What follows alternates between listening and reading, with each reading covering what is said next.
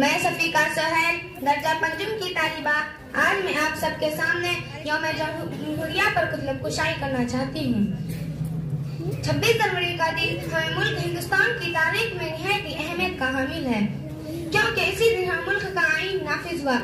इससे कब हमारा मुल्क 15 अगस्त 1947 को अंग्रेजों की गुलामी से आजाद हुआ। 15 अगस्त 1947 को हिंदुस्तान आजाद हो गया, लेकिन 26 जनवरी 1950 को आजाद जमहूरी मुल्क बन गया। बेशक इसी दिन के लिए गांधी जी, मौलाना आजाद, जवाहरलाल नेहरू, खान अब्दुल गफ्फार खान, नेताजी सुभाष चंद्र बोस जैसे अजीम की क़यादत में हजारों लाखों हिंदुस्तानी अवाम ने बिला इम्तियाज मज़हब व मिल्लत आजादी के परचम को बुलंद किया और अपनी बेमिसाल कुर्बानियां इत्तेहाद और इत्तेफाक से अंग्रेजों से टक्कर ली और उसे हिंदुस्तान छोड़ने पर मजबूर कर दिया। आज का दिन हमें इन्हीं बुजुर्गों और अजीम रहनुमाओं की कुर्बानियों और उनके मकासद की याद लाता है।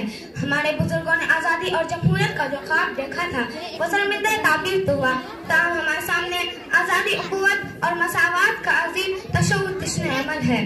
इस मुल्क के तमाम बासिंदों को यकसा तौर पर इस यकजहती का मुजाहरा करना चाहिए।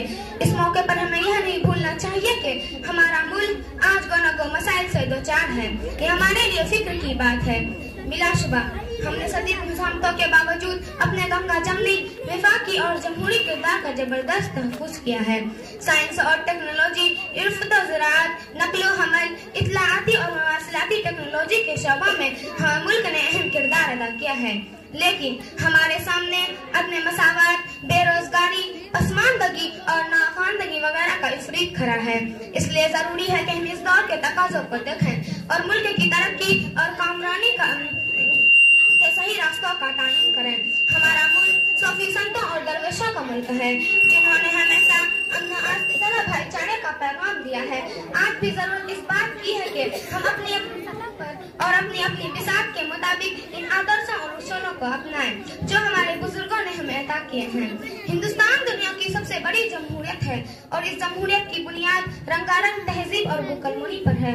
यह मुल्क हर खित्ते, हर तबके, हर कल्चर का एक ऐसा सरचश्मा है जिसके सौदे इंसानियत की बुनियाद पर फूटते हैं और सदियों से शेर और शुक्र हो के हिंदुस्तान की गंगा जमनी तहजीब को सैराब करते रहे हैं। हमें चाहिए कि हम इंसानियत को आपसी भाईचारे और प्यार मोहब्बत के इस पैगाम को घर घर आम करें जो हमारे बुजुर्गों से हमें विरासत में मिला है और जिसके अमीन और वारिस हैं।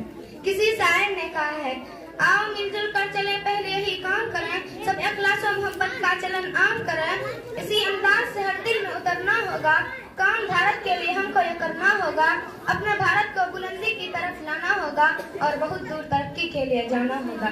शुक्रिया।